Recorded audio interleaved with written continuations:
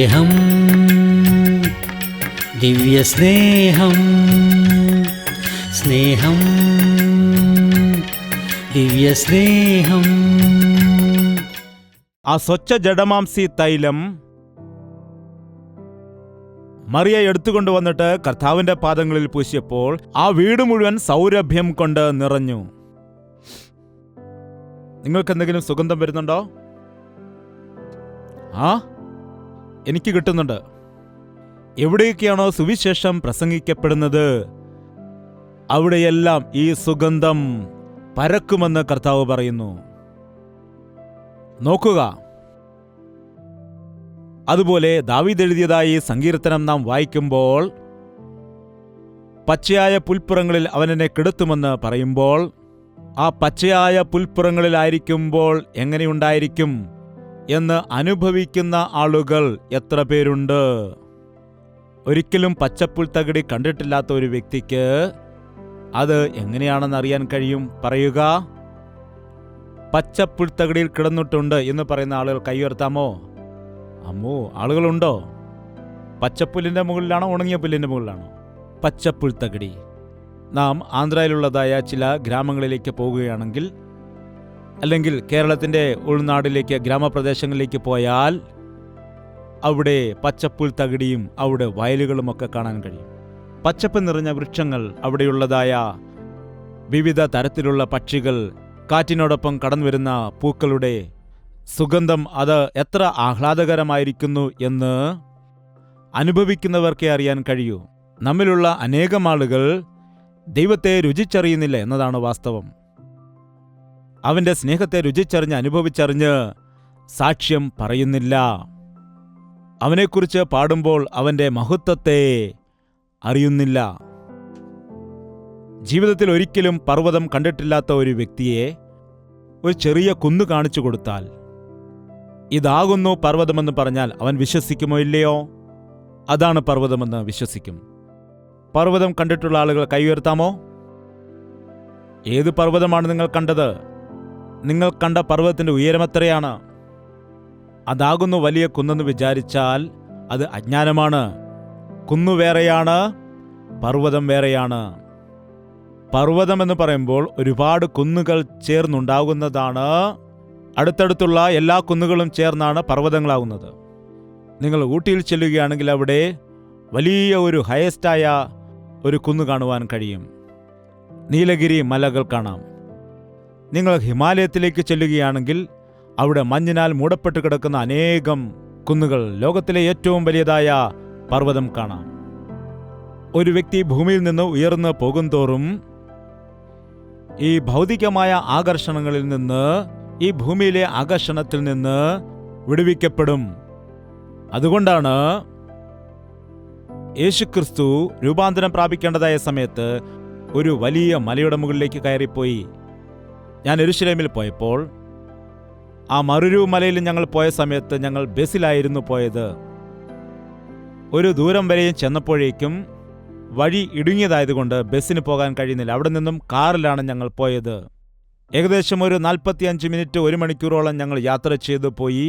അവിടെയായിരുന്നു അവൻ രൂപാന്തരം പ്രാപിച്ച മല ഉണ്ടായിരുന്നത്. ആ സ്ഥലത്ത് ഒരു ആലയവും നിർമ്മിച്ചിട്ടുണ്ട്.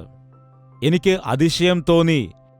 യേശുക്രിസ്തു എങ്ങനെയാണ് കാൽനടയായിട്ട് ഇത്രയും ഉയരമുള്ളതായ മലയിൽ ചെന്ന്, എന്തുകൊണ്ട് അവിടെ ചെന്ന് അവൻ പ്രാർത്ഥിച്ചു? അവിടെ നിന്ന് നോക്കിയാൽ യെരുശലേം മുഴുവൻ കാണുവാൻ കഴിയും. പലസ്തീൻ ദേശം മുഴുവനും കാണുവാൻ കഴിയും. അവിടെ നിന്നുകൊണ്ട് അവൻ ആ പ്രദേശം മുഴുവനും വീക്ഷിച്ചുകൊണ്ട്, പരിതപിച്ചുകൊണ്ട്, രക്ഷിക്കണമെന്നുള്ള ആശയോടെ ദൂരെയായിട്ട് അവിടെയുള്ള ദേവാലയം കാണുവാൻ കഴിയും. അവൻ മലമേൽ കയറി ഇരുന്നിട്ട് ആ യെരുശലേമിലേക്ക് നോക്കി. യെരുശലേമേ, യെരുശലേമേ, കോഴി തന്റെ ചിറകിൻ കീഴിൽ ചേർക്കും പോലെ നിന്റെ മക്കളെ ചേർത്തുകൊള്ളുവാൻ എനിക്ക് എത്ര വട്ടം മനസ്സായിരുന്നു, നിങ്ങൾക്കോ മനസ്സായില്ല എന്ന് പറഞ്ഞ് കരഞ്ഞതായിട്ട് ബൈബിളിൽ പറയുന്നു. നമ്മളെപ്പോഴും ഈ ലോകത്തിലേക്കാണ് നോക്കുന്നത്. അതുകൊണ്ട് നമ്മുടെ മനസ്സിനൊരു വിശാലത ഉണ്ടാകുന്നില്ല. നോക്കുക, നമ്മുടെ മക്കളെ വളർത്തുന്ന കാര്യത്തിലും നമ്മളൊരു മുറിയിലടച്ച് വളർത്താനാണ് നോക്കുന്നത്. തൊട്ടിലിട്ടുകൊണ്ട് പണി ചെയ്യുന്നു. നിങ്ങൾ പറയും, അങ്ങനെയൊന്നുമല്ല ഞങ്ങൾ ചെയ്യുന്നത്. ഞങ്ങൾ അവർക്ക് വേണ്ടി പ്രത്യേകമായിട്ട് നല്ല ഐഫോൺ വാങ്ങിച്ചു കൊടുത്തിട്ടുണ്ട്. അതിൽ കൂടി അവർ സീനറീസ് കാണുന്നുണ്ട്, നദികൾ, വെള്ളച്ചാട്ടങ്ങൾ കാണുന്നുണ്ട്. എന്താണ് അതിൽ കാണുന്നത്? ചിത്രങ്ങൾ മാത്രമാണ്. ഒരു വെള്ളച്ചാട്ടം നിങ്ങൾ ടി വിയിൽ കാണുന്ന സമയത്ത് യഥാർത്ഥ വെള്ളച്ചാട്ടത്തിന്റെ അനുഭവം നിങ്ങൾക്ക് ഉണ്ടാകുമോ? ഒരു പർവ്വതം എന്താണെന്ന് ഒരു മൂവിയിൽ കൂടി കണ്ടാൽ നിങ്ങൾക്കത് മനസ്സിലാക്കാൻ കഴിയുമോ? ഇന്നുള്ളതായ മനുഷ്യരുടെ ഭക്തിയുടെ അനുഭവവും അവർ അത് രുചിച്ചറിയുന്നില്ല, മറിച്ച് കാണുക മാത്രമാണ് ചെയ്യുന്നത്. അവർ അത് കേൾക്കുന്നുണ്ട് എങ്കിലും അത് രുചിച്ചറിയാൻ അവർക്ക് കഴിയുന്നില്ല. ദാവീദിന് ആ ഭാഗ്യം ലഭിച്ചു. ദാവീദിന്റെ മനസ്സ് വിശാലമായതായിരുന്നു. എൻ്റെ യൗവനകാലത്ത് ബൈബിൾ കോളേജിൽ പഠിച്ച സമയത്ത് ഞങ്ങൾ ചർച്ചിൻ്റെ കോമ്പൗണ്ടിൽ തന്നെയായിരുന്നു താമസിച്ചത്. എപ്പോഴും ചർച്ചിൻ്റെ ആ അന്തരീക്ഷം ഞങ്ങളുടെ നടുവിലുണ്ടായിരുന്നു. വൈകുന്നേരം ആകുമ്പോൾ ഓരോരോ പ്രദേശങ്ങളിലേക്ക് കടന്നു ചെന്നിട്ട് അവിടെയുള്ള ആളുകളോട് ദൈവത്തിൻ്റെ വചനത്തെക്കുറിച്ചും ദൈവത്തിൻ്റെ പ്രവൃത്തികളെക്കുറിച്ചും പറയുമായിരുന്നു. അതായിരുന്നു ഞങ്ങളുടെ പ്രവർത്തനങ്ങൾ. എന്നാൽ ഓരോ സന്ദർഭങ്ങളിൽ ദൈവവുമായിട്ട് കൂട്ടായ്മ ആചരിക്കണമെന്ന് ആഗ്രഹിച്ചപ്പോൾ, ഏകാന്തതയോടെ കർത്താവിനോട് സംസാരിക്കണമെന്ന് ആഗ്രഹിച്ചപ്പോൾ ഞാൻ ബീച്ചിലേക്ക് പോകുമായിരുന്നു. അത് വൈകുന്നേരത്തല്ല കേട്ടോ. വൈകുന്നേരം ബീച്ചിൽ പോവുകയാണെങ്കിൽ ഒരുപാട് ആളുകളും തിരക്കുമൊക്കെ ആയിരിക്കും, അവിടെ വലിയ ബഹളമായിരിക്കും. എന്നാൽ മധ്യാഹ്ന സമയത്തായിരുന്നു ഞാൻ കടന്നു പോകുന്നത്. ആ സമയത്ത് ഏകാന്തതയോടെ പ്രാർത്ഥിക്കുന്ന സമയത്ത് അവിടെ ആകാശവും ഭൂമിയും തമ്മിൽ ചേരുന്നത് കാണുന്നതായ സമയത്ത്, മനോഹരമായിട്ടുള്ള ദൃശ്യം കാണുന്ന സമയത്ത്, ആ വിശാലമായി കിടക്കുന്ന സമുദ്രവും ആകാശവും കാണുമ്പോൾ ഞാൻ ചിന്തിക്കും, എൻ്റെ ദൈവം എത്ര വലിയവനാണ്, എത്ര അത്ഭുതകരമായ സൃഷ്ടിയാണിത്, എത്ര മനോഹരമായിട്ട് അത്ഭുതകരമായിട്ടാണ് ഈ ഭൂമിയെ നിർമ്മിച്ചത്. ഭൂമിയും ആകാശവും കൂട്ടിമുട്ടുകയാണെന്നാണ് നാം പലപ്പോഴും ചിന്തിക്കുന്നത്. ബീച്ചിൽ പോകുന്ന സമയത്ത് ഞാൻ അങ്ങനെയാണ് ചിന്തിച്ചത്. നിങ്ങളോ? അങ്ങനെ നമുക്ക് തോന്നുന്നതാണ് ഭൂമിയും ആകാശവും കൂട്ടിമുട്ടുന്നതല്ല, എന്നാൽ ഭൂമിയുടെ ആകൃതി അങ്ങനെ ആയതുകൊണ്ടാണ് നമുക്ക് ആ രീതിയിൽ തോന്നുന്നത്. എത്ര ഉന്നതനായ ശ്രേഷ്ഠനായ ദൈവമാണ് നമ്മുടെ ദൈവം. ആ ഒരു അനുഭവം, ആ ഒരു വിശ്വാസം നമുക്കപ്പോൾ ഉണ്ടാകാനിടയാകും. ദാവീദ് ബാലനായിരുന്ന സമയത്ത് ബേത്ലഹേമിൽ ആയിരുന്നു ഉണ്ടായിരുന്നത്. ദാവീദിന്റെ ഗ്രാമമാണ് ബേത്ലഹേം. ബേത്ലഹേം സ്ഥിതി ചെയ്യുന്നത് ഏകദേശം യെരുശലേം പട്ടണത്തിൽ നിന്നും ഒരു 2-3 കിലോമീറ്റർ അകലെയാണ്. യെരുശലേം ദൈവം തിരഞ്ഞെടുത്തതായ പട്ടണമാണ്. മനോഹരമായ കുന്നുകളാൽ അലങ്കൃതമായ വളരെ മനോഹരമായൊരു പട്ടണമാണ്. ഇന്ന് നമുക്കവിടെ ചെല്ലുമ്പോൾ അത് നമുക്ക് അനുഭവിച്ചറിയാൻ കഴിയും. അത് ദൈവത്തിൻ്റെ പട്ടണമായി സിയോൻ പുരമായിട്ട് ദൈവത്തിൻ്റെ ആലയത്തിനു വേണ്ടി ദൈവം തിരഞ്ഞെടുത്ത സ്ഥലമാണ്. അവിടെ ചെന്ന് നോക്കുന്ന സമയത്ത് ആ മനോഹരമായ സ്ഥലത്തെ ദാവീദ് ആ ബേത്ലഹേമിന്റെ ഗ്രാമത്തിൽ കൂടി ആടുകളെ മേയിച്ചു നടന്നു പോകുമ്പോൾ തനിക്കെതിരായിട്ട് യെരുശലേം പർവ്വതം കാണുമായിരുന്നു. ആ സമയത്ത് ദാവീദ് അവൻ ആടുകളെ മേയിച്ചുകൊണ്ടിരിക്കുന്നതായ ഒരു വ്യക്തിയായിരുന്നു. അവനെ ആടുകളെ മേയിച്ചുകൊണ്ടിരിക്കുന്ന പണിയിൽ ഏർപ്പെട്ടിരിക്കുമ്പോൾ, നിങ്ങളിൽ എത്ര പേരുണ്ട് ജോലി ചെയ്യുന്നവർ? എന്താണ്, പണി ചെയ്യില്ലേ? ഓഫീസിലെ ജോലി ചെയ്യുന്ന കാര്യമല്ല, പണി ചെയ്യുന്ന കാര്യമാണ് ഞാൻ നിങ്ങളോട് ചോദിക്കുന്നത്. പണി ചെയ്യാത്തതായ വ്യക്തി ആഹാരം കഴിക്കണമെന്നാണ് ഉള്ളത്. പണി ചെയ്യാത്തതായ ഒരു വ്യക്തി ആഹാരം കഴിക്കാൻ പാടില്ല. പണി ചെയ്യുന്നത് അനേകം ആളുകളെ സംബന്ധിച്ച് ഇഷ്ടമാണോ കഷ്ടമാണോ പറയുക? ഇത് അനേക ആളുകളെ സംബന്ധിച്ച് അവർ മടിയന്മാരും അലസന്മാരുമായിട്ടിരുന്നിട്ട് ജോലി ചെയ്യുന്നതിൽ അലസത കാണിക്കുന്നു, പിന്മാറ്റം കാണിക്കുന്നു. എന്നാൽ ആഹാരത്തിൻ്റെ കാര്യം വരുമ്പോൾ അവർ മുൻപന്തിയിൽ തന്നെ നിൽക്കുന്നതായിട്ട് കാണാം. ആഹാരം കഴിക്കുന്ന കാര്യത്തിൽ മാത്രമാണ് അവർ അധ്വാനം കാണിക്കുന്നത്. എന്താണ്? പണി ചെയ്യുവാൻ പറയുമ്പോൾ കരയുന്ന ആളുകളെ കാണുന്ന സമയം എനിക്ക് ദുഃഖമുണ്ടാകും. ഞാൻ കഷ്ടപ്പെട്ട് പണി ചെയ്യാൻ ശീലിച്ചവനാണ്. ദൈവത്തിനു വേണ്ടി പണി ചെയ്യുവാൻ, അത് ഏത് പണിയാണെങ്കിലും ശരി, അത് മാനുഷിക പ്രയത്നമാകട്ടെ, ശുശ്രൂഷ ചെയ്യുന്നതാകട്ടെ, പ്രസംഗിക്കുന്നതാകട്ടെ, പാട്ട് പാടുന്നതാകട്ടെ, അതെല്ലാം ഓരോ പണികളാണ്. വീട്ടിൽ നമ്മുടെ വസ്ത്രങ്ങൾ അടുക്കി വയ്ക്കുന്നത് ഒരു പണിയാണ്, വസ്ത്രം കഴുകുന്നത് ഒരു പണിയാണ്, ആഹാരം തയ്യാറാക്കുന്നത് ഒരു പണിയാണ്. ജോലി ചെയ്യുന്ന കാര്യത്തിൽ അനേകരും ബുദ്ധിമുട്ട് കാണിക്കുകയാണ്. പണിയിൽ സന്തോഷിക്കുന്നതായ വ്യക്തി അനുഗ്രഹിക്കപ്പെടാനിടയാകും. എൻ്റെ ചേട്ടന്മാരെല്ലാം മിലിട്ടറിയിലാണ്. എൻ്റെ സഹോദരങ്ങളെല്ലാം അവിടെ അയച്ചിരിക്കുന്നു. എൻ്റെ പിതാവ് ഇങ്ങനെയാണ്. എന്നെ മാത്രം ആടിനെ മേയ്ക്കാൻ വേണ്ടി പറഞ്ഞു വിട്ടിരിക്കുന്നു. എൻ്റെ വിധിയാണിത്, എൻ്റെ വിധിയാണ്. ഈ ആടുകളെ നോക്കി ഞാൻ മടുത്തു. എൻ്റെ കഷ്ടകാലമാണിത് എന്ന് പറഞ്ഞുകൊണ്ട് ദാവീദ് എപ്പോഴെങ്കിലും പിറുപിറുത്തതായിട്ട് കാണുന്നുണ്ടോ? പണി ചെയ്യുന്ന കാര്യത്തിൽ പിറുപിറുത്തതായ അനുഭവം ദാവീദിൽ കാണാൻ കഴിയില്ല. ആടുകളെ മേയ്ക്കുകയാണ്, അതോടൊപ്പം പാട്ടുപാടുവാനും അവൻ പഠിക്കുകയാണ്. മനസ്സിലായോ? എന്തു മനസ്സിലായി? പണി ചെയ്യുന്നതായ സമയത്ത് പാട്ട് പാടിക്കൊണ്ട് പണി ചെയ്താൽ പണിയും നടക്കും, പാട്ടും നടക്കും. മനസ്സിന് സന്തോഷം തോന്നും. എന്താണ്? പണി ചെയ്യുന്ന സമയത്ത് നിങ്ങൾ പാട്ടുകൾ പാടുക. ഇപ്പോഴാണെങ്കിൽ എന്തോ ചെവിയിൽ കൊണ്ടുവയ്ക്കും. ഇവർ പാടത്തില്ല, അതിൽ പാട്ട് കേട്ട് ആടുകയാണ് ചെയ്യുന്നത്. അത് ദൈവത്തിന് ഇഷ്ടമില്ല. നീ പാടണം, നിന്റെ മനസ്സിൽ നിന്ന് വരണം. രാഗമില്ലെങ്കിലും കുഴപ്പമില്ല, താളമില്ലെങ്കിലും കുഴപ്പമില്ല, ശബ്ദം പതറിപ്പോയാലും കുഴപ്പമില്ല. നിന്റെ ഹൃദയത്തിൽ നിന്ന് വരുന്നതായ ആഗ്രഹങ്ങൾ, ഇഷ്ടങ്ങൾ, അപേക്ഷകൾ ആയിട്ട് സ്തുതിച്ചുകൊണ്ട് കർത്താവിനെ പാടി ആരാധിക്കുവാൻ ശീലിക്കുക. അപ്പോൾ നിന്റെ ഹൃദയത്തിൽ സമാധാനം കിട്ടും. ആ സ്വഭാവം ദാവീദിന്റെ ജീവിതത്തിൽ നമുക്ക് കാണാൻ കഴിയും. സങ്കീർത്തനം 8:3 നിന്റെ വിരലുകളുടെ പണിയായ ആകാശത്തെയും നീ ഉണ്ടാക്കിയ ചന്ദ്രനെയും നക്ഷത്രങ്ങളെയും നോക്കുമ്പോൾ. അവൻ എവിടേക്കാണ് നോക്കിയത്? ഭൂമിയിലേക്കാണോ ആകാശത്തേക്കാണോ? ആകാശത്തേക്കാണോ ഭൂമിയിലേക്കാണോ നോക്കിയത്? തൻ്റെ ആടുകളെയാണോ നോക്കിയത്? തൻ്റെ ജോലിയാണോ നോക്കിയത്? തൻ്റെ ബുദ്ധിമുട്ടും കഷ്ടപ്പാടും വിഷമവുമൊക്കെയാണോ അവൻ നോക്കിയത്? അല്ല. അവൻ എങ്ങോട്ടാണ് നോക്കിയത്? അവൻ മുകളിലേക്ക്, ആകാശത്തിലേക്ക് കണ്ണുകൾ ഉയർത്തി ദൈവം സൃഷ്ടിച്ചതായ നക്ഷത്രങ്ങളെ. ആകാശം നോക്കിയിരുന്നാൽ നമുക്ക് എത്ര സമയം കൊണ്ട് നോക്കി തീർക്കാൻ കഴിയും? ഇതേതെങ്കിലും ഒരു പിക്ചറാണോ നമുക്ക് ഒറ്റ നോട്ടത്തിൽ മനസ്സിലാക്കുവാൻ? നമ്മൾ മുകളിലേക്ക് കണ്ണുകൾ ഉയർത്തി അങ്ങോട്ട് നോക്കുമ്പോൾ എത്ര വിശാലമാണത്! നീ സൃഷ്ടിച്ചതായ ആകാശത്തെയും ചന്ദ്രനെയും നക്ഷത്രങ്ങളെയും നോക്കിയപ്പോൾ, അബ്ബാ, ഇന്നാളുകൾ മുകളിലേക്ക് നോക്കുന്നില്ല. രണ്ടുപേർ ചെളിക്കുണ്ടിൽ വീഴാനിടയായി, ചതുപ്പ് നിലത്തിൽ. അതിലൊരുത്തൻ, അയ്യോ ഇവിടെ മുഴുവൻ ചെളിയാണ്, ഇവിടെ മാലിന്യമാണ്, എന്തൊരു സ്മെല്ലാണിത്, അയ്യോ ഞാൻ താവോട്ട് പോകുന്നു. മറ്റൊരു വ്യക്തിയാണെങ്കിൽ മുകളിലേക്ക് കണ്ണുകൾ ഉയർത്തിക്കൊണ്ട്, ഹാ എത്ര മനോഹരമായ ആകാശം, ചന്ദ്രൻ എത്ര മനോഹരമായിരിക്കുന്നു. അവനും ചെളിയിലാണുള്ളത്, എന്നാൽ അവൻ മുകളിലേക്ക് നോക്കി സന്തോഷിച്ചു. എന്നാൽ ഇവനാണെങ്കിൽ ചെളിയിൽ നോക്കി ദുഃഖിച്ചവിടെ തന്നെ ഇരിക്കാനിടയായി. ഈ ലോകം മാലിന്യമാണ്. എവിടെ നോക്കിയാലും മണ്ണും ചെളിയുമാണ്. നമ്മുടെ ഭവനങ്ങളിൽ നോക്കുക, എപ്പോഴും പറയും, എവിടെ ചെന്നാലും പൊടിയാണ്, പൊടിയാണ്, മണ്ണാണ്, മണ്ണാണ്. അതെ, നീയും പൊടിയാണ്. എത്ര തുടച്ചാലും എത്ര വൃത്തിയാക്കിയാലും വീണ്ടും മണ്ണാണ്, പൊടിയാണ് നിറഞ്ഞുകൊണ്ടിരിക്കുന്നത്. ലോകം അതാണ്. AC റൂമിൽ നോക്കിയാലും പൊടിയുണ്ട്, 10 നില ബിൽഡിങ്ങിൽ നോക്കിയാലും പൊടിയുണ്ട്, വീടിനുള്ളിൽ അടച്ചിട്ടിരുന്നാലും അവിടെയും പൊടി കാണാം. എവിടെയും പൊടിയുണ്ട്. നമ്മൾ ഈ പൊടി നോക്കുകയാണെങ്കിൽ സന്തോഷമില്ല. അതുകൊണ്ടാണ് പലരും ഇന്ന് വീടുകളിൽ തന്നെ അടച്ച് മുറിപൊട്ടിയിരിക്കുന്നത്. എപ്പോൾ നോക്കിയാലും സന്തോഷമില്ല. ചിലരുടെ ജീവിതത്തിൽ വെളിച്ചം കണ്ടിട്ടില്ല, വിശ്വാസം വർദ്ധിച്ചിട്ടില്ല, മനസ്സ് വിശാലമാക്കുന്നില്ല. ദാവീദ് പഠിക്കുവാനിടയായി. ദൈവത്തിങ്കിലേക്ക് നോക്കുവാൻ അവൻ പഠിച്ചു. തന്റെ കഷ്ടതയോ ബുദ്ധിമുട്ടോ അവൻ നോക്കിയില്ല, തന്നെത്താൻ നോക്കിയില്ല, ദൈവത്തിന്റെ മഹത്വത്തെയാണ് നോക്കിയത്.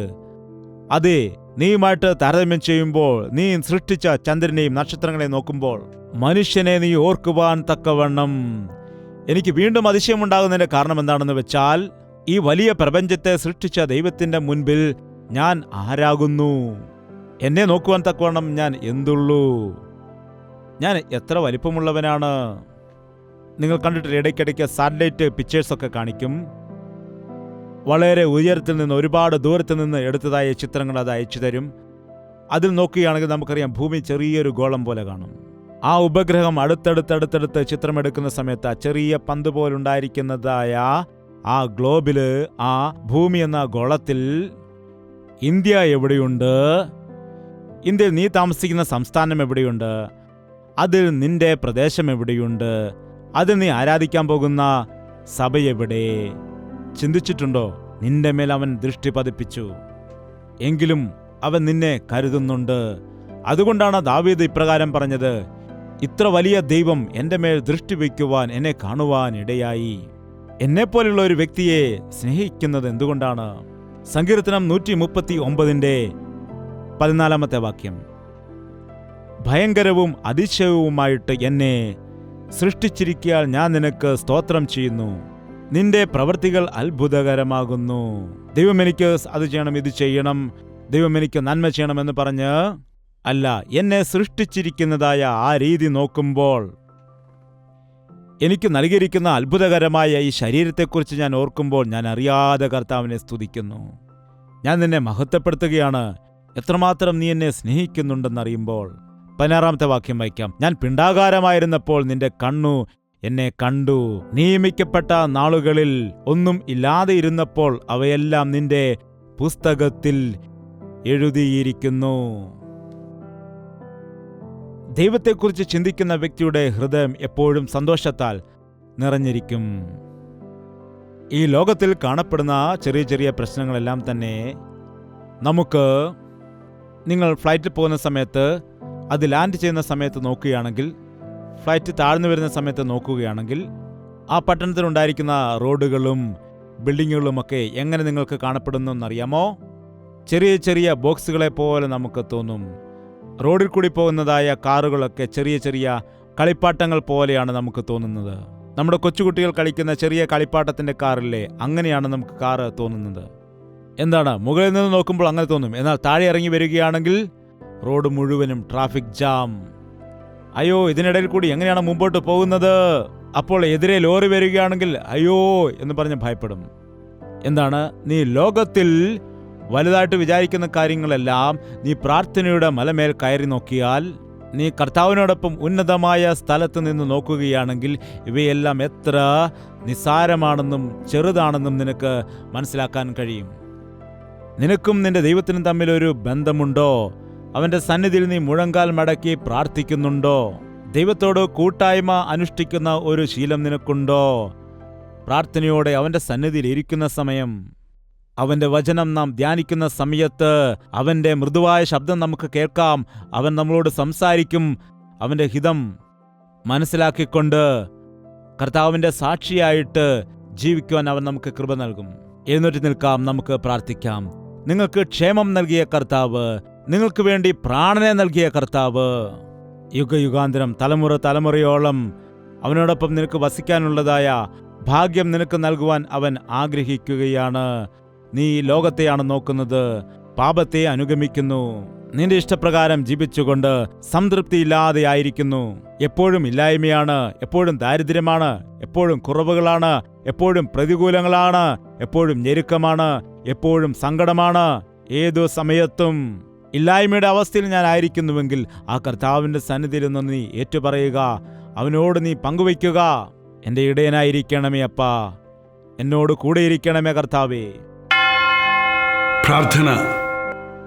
പരിശുദ്ധനായ സ്നേഹമുള്ള പിതാവേ, ഒരിക്കൽ കൂടി നിന്റെ മക്കളെ ദർശിക്കണമേ. ഞങ്ങൾക്ക് നിന്റെ സാന്നിധ്യം വേണം കർത്താവേ. ദാവീദിനെപ്പോലെ നിന്നിൽ സന്തോഷിക്കാൻ ഞങ്ങളെ പഠിപ്പിക്കണമേ. ഞങ്ങളുടെ ഹൃദയം നിന്നിൽ പകരുവാൻ ഞങ്ങളെ സഹായിക്കണമേ. നിന്നോടുള്ള സ്തുതിയാൽ ഞങ്ങളുടെ ഹൃദയത്തെ നിറയ്ക്കണമേ.